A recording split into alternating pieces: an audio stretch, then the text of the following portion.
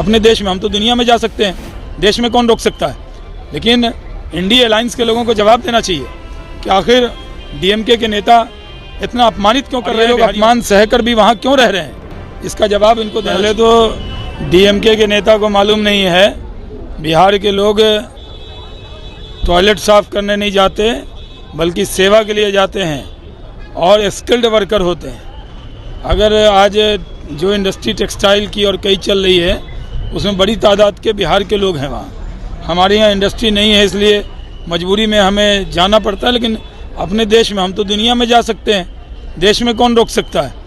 लेकिन India alliance के लोगों को जवाब देना चाहिए कि आखिर डीएमके के नेता इतना अपमानित क्यों कर रहे हैं बिहारियों को और ये लोग अपमान सहकर भी वहाँ क्यों रह रहे हैं, इसका जवाब इनको देना चाहिए। पहले भी तेलंगाना के चीफ मिनिस्टर ने बिहारियों के डीएनए को तेलंगाना के डीएनए से घटिया बताया था और अपने को बढ़िया बताया था, तब भी इन नेताओं के मुंह में दही जम गई, एक शब्द नहीं बोले।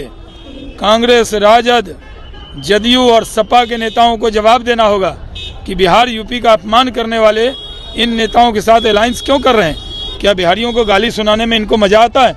इन्हीं लोगों के हुकूमत की वजह से बिहार के लोगों को जाना पड़ रहा है। आज भी इंडस्ट्री का जो माहौल था वो ख़त्म हो गया, नहीं तो कौन बिहारी जाना चाहता है यहाँ से।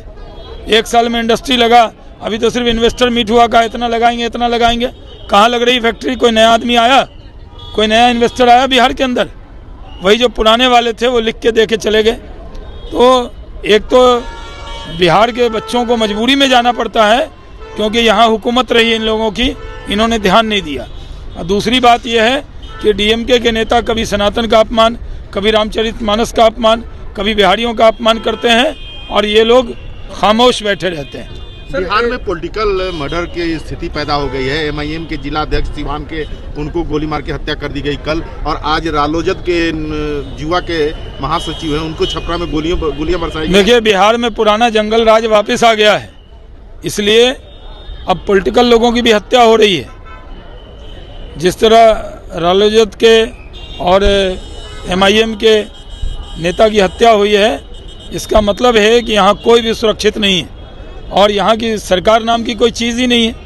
यहाँ तो राजद और जदयू में इतनी खींचतान है और कांग्रेस में कि किसकी सरकार है यही नहीं पता है। सर, केसी वेणुगोपाल इंडिया अलायंस की बैठक खत्म हो गई है, लेकिन फिर से अब जेडीयू के सांसद नीतीश कुमार के बारे में बोल रहे हैं कि नीतीश कुमार ही एक ही विकल्प है जो प्रधानमंत्री मोदी को। अरे कोई नीतीश बाबू को कहाँ कोई पूछ रहा है।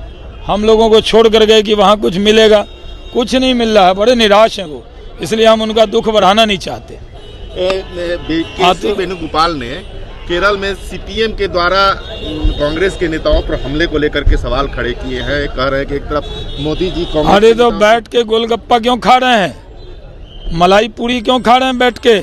सीपीएम के नेता दिल्ली में उनके बगल में बैठे हैं और वहाँ उनके वर्कर की हत्या कर रहे हैं। ममता जी और सीपीएम और कांग्रेस स्टेट में लड़ते हैं और दिल्ली में आकर मिल जाते हैं।